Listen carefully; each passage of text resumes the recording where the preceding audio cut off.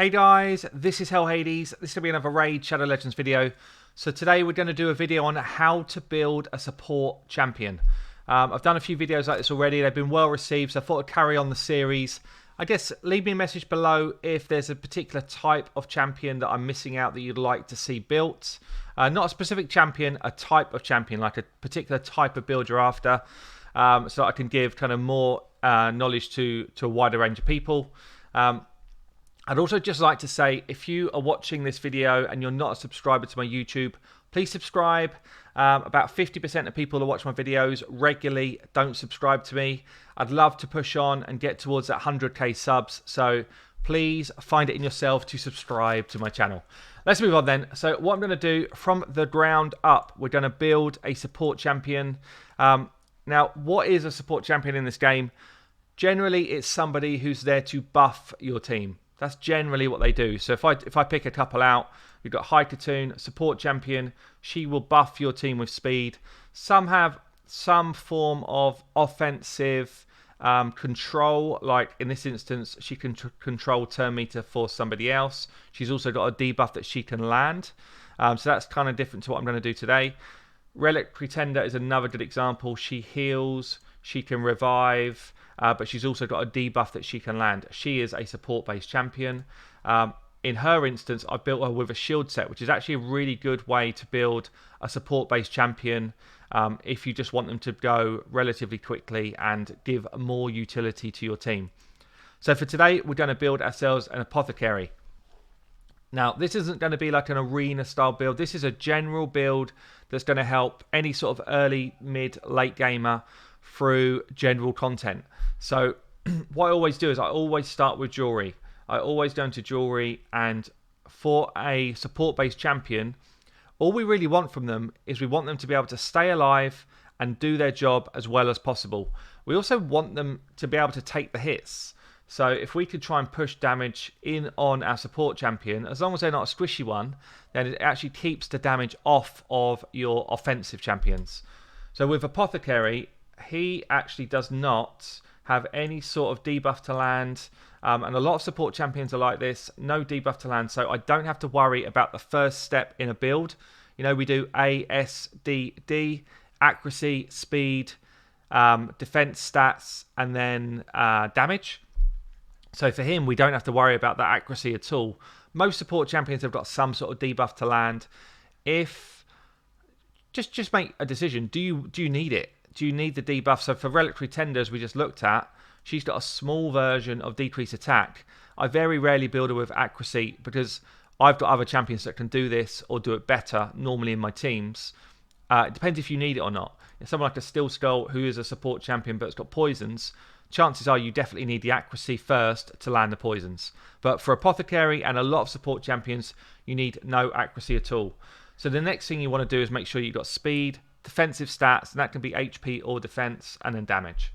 So for his jewelry then, we're going to look for either a defense percentage, defense or an HP main stat. That's the two. We don't want attack there. We want defense or HP. If he's primarily going to be in Clan Boss, you'd probably go for defense. If he's primarily in dungeons, you'd probably go for HP. If you want him to tank stuff in dungeons, you would go defense. So tankier build is defense. A build where you just don't really want him to take hits but will stay alive a decent amount of time, push HP. So I am going to go for a... I'm actually going to look between the two and see if I can get myself some nice rolls. So probably for substats, you'd actually want to find the two together, HP and defense. So something like this, where you've got the two together, is nice. I've got a double roll in defense here, which is, again, nice. He's got a pretty healthy base defense, so getting defense percentage is quite good on an Apothecary. But here we go, we've got HP, defense, brilliant, we'll take it. So for an Amulet, again, because we are looking for a defensive style build, 9 times out of 10, you're going to take defense here. Defense on the Amulet is generally the best way to go. I don't need to find accuracy here. If I was building somebody with a debuff, I would look for accuracy as well. Because I'm not, I'm actually going to try and look for ones which don't have accuracy on. So it's only got a little bit rolled up. So I'm going to use this one because I wouldn't want to use that one on someone who needs the accuracy. The great thing here is because I don't have to land accuracy in the banner, I can push defense up really high in the banner, which gives me more freedom to do other things up top. Substat, whenever possible, I will try and get speed on a substat on a banner for a support style champion. Generally, you want support style champions to be going fast to get back to their buffs as quickly as possible. So we're going to take out a defense banner, 8 speed here. Got 17 speed here, that's nice. That's high actually. Another 17. I've got quite a lot of banners in this set because it's also my Arbiter set where I'm looking for that crazy speed roll. So we take this one. HP, speed, and defense, all good. Near enough every support champion you build is going to want speed boots on. And normally, if you're sort of early to mid game, you might want to go lifesteal. If you are mid to end game, normally your support based champions will either wear a shield set or they'll wear speed gear because you're trying to push them fast. So we're going to take speed gear, and Apothecary does have the ability to do a crit on his A2 heal. So I'm going to try and get some crit stats, but it's not my primary. My primary is speed and keeping them alive. If I can get crit in there as well, I will. So see this here on the chest then. So I'm building one that's going to be fairly tanky. So I'm going to go defense on the chest. You can go defense or HP percentage on your chest. Try and find yourself some speed. So I've got no speed in the speed set with crit. So I'm going to take crit out of the mix. And we're going to go speed. So I've got a lot of speed here. I'm not going to use that one. So that's actually tons. Loads there as well. This feels like more of a suitable one for him. Those other ones are kind of end game pieces. So here we go, 13 speed on a defense chest, brilliant. Now we're going to go into the gloves. Now for an Apothecary you could go crit rate to get that heal really kicking on. So I could throw that into the mix as well. But generally I'd still want to go defense. I want him to be able to take a solid hit in dungeons. And I want people to attack him in dungeons rather than attack my stronger guys, my like attacking guys. People like Royal Guards and that. So if I can find... Again, I'll take crit rate out of there. I'd rather have crit rate in that section. So we've got an HP one here, and I've got an HP one here. If I'm honest, so I'd rather have a defense one, again, without the crit. I'd rather have the defense one without the crits because it will enable me to push the damage, push the attackers to take this guy on. So defense here. If I didn't want this person to be attacked, I probably would want HP there. And then on the main pieces up the top, really all I'm looking for now is speed and crit together. Speed and crit, and I'm going to keep it speed set. So, nice crit, bit of speed, fine. We're already really fast. Look at this. We're already really fast. I've got good gear, we know that. But you don't look at this and think, I need to match the gear I'm putting on. Look at this and think, I understand the type of build you're trying to build. A lot of people make that mistake. I'm not trying to show you exactly the build you want. I'm trying to show you the style of build. So crit here again, nice double roll on crit with some speed. So we've pushed ourselves up to nearly 250 speed. I still managed 70% crit. We've got a healthy amount of defense, 3.2k, reasonable HP. I don't need accuracy. So this build is good to go. And that will be a really easy build to kind of help you through dungeon content. He's also fast enough to keep lapping everyone else in my team to make sure that we get the increased speed out as often as possible and to get the heals out as often as possible. In terms of masteries, this is a kind of dungeon-based mastery set, which can also be used in Clan Boss.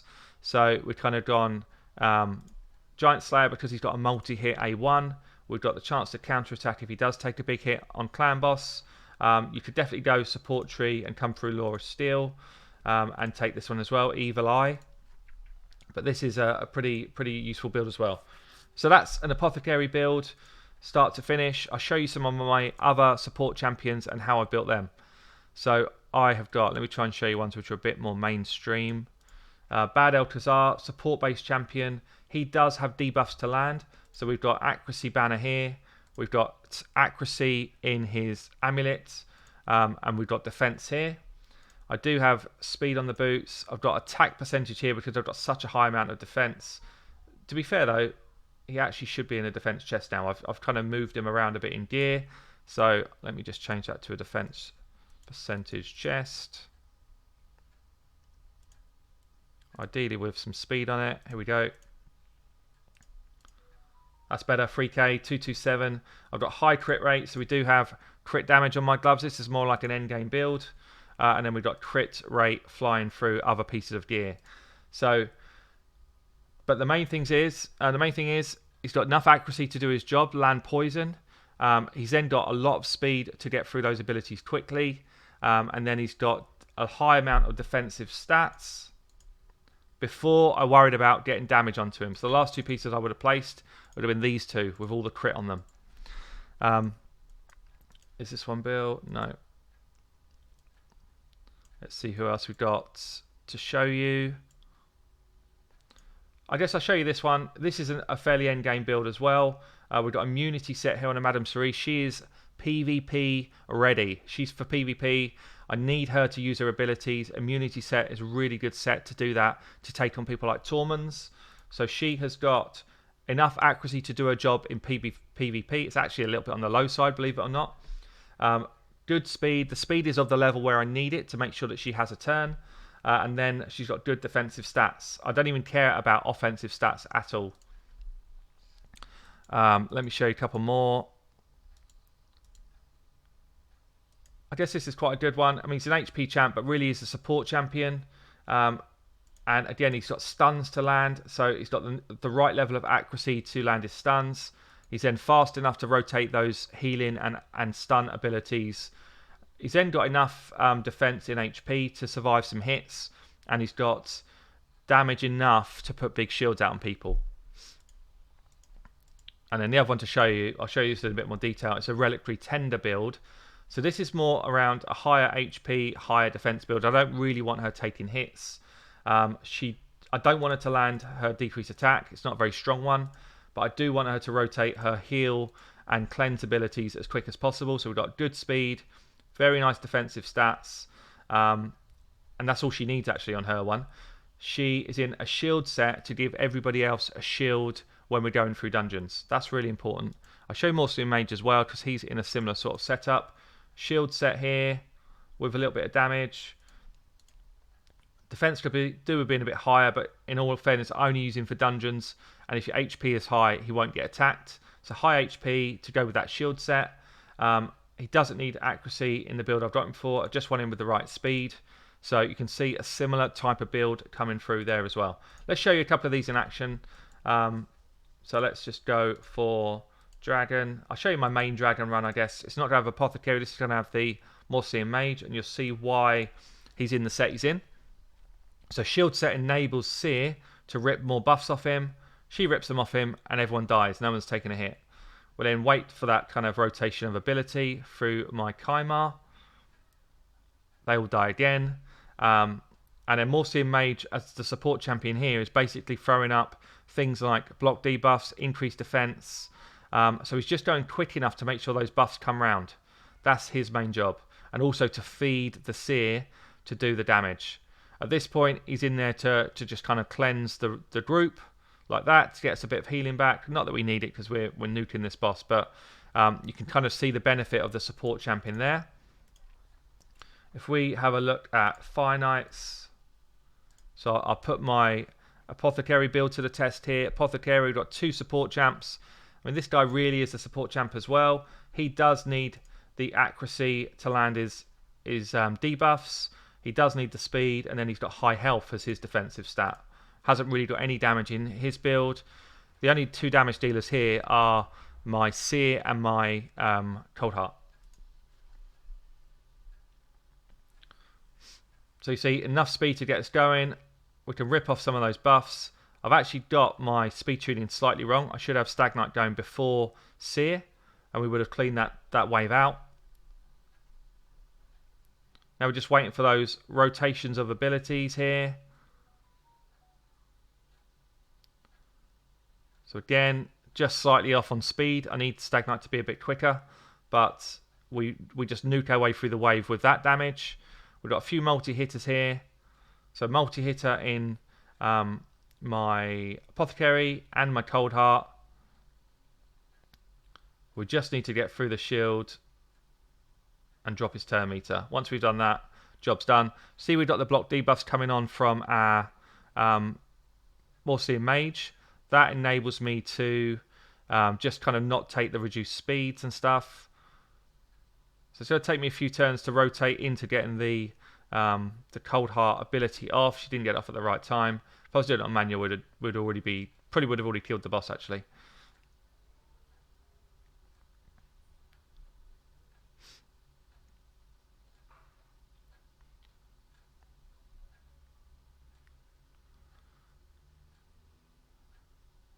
And he's resisted the Heartseeker, which is pretty bad luck.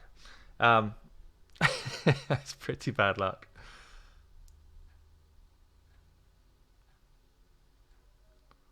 So we've got reduced speed on him, we've got reduced defense on him, we just got to land a Heartseeker at the right time. I think it's going to be this time. Come on.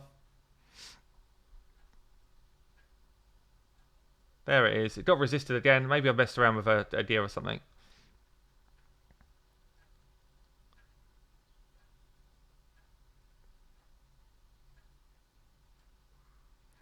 But hopefully you get the idea in terms of a support champion or the benefits support champions are bringing to this team just to keep everyone alive. Right now, if we didn't have the free support champions in there, because we've made a bit of a dog's dinner of this, everyone would be dead already. Everybody would be dead because of this Heartseeker landing at the wrong time all the time. But because we've been able to have things like the increased defense up, the block debuffs up, the decreased attack and defense on the boss, we're still managing to keep alive, even though this is a terrible example of a run. Normally, I'm sure people cut these out of their videos. I actually think keep them in so you can see realistically what the runs look like. They don't always go kind of brilliantly well. So we get through that shield again. Can we take him down? Come on. There we go. There we go. So you can see the benefit of having free support champs in there. We get our rewards. Actually not a bad piece. I'm guessing that something is wrong with that build though. Or I was incredibly unlucky. Yeah, at some point I've swapped out her accuracy banner. So I broke my own rule. I didn't have the accuracy high enough. I don't know when or why I've done that, but I've done it at some point. Probably building other stuff. But we should have accuracy levels above 200 for end game dungeons. Okay.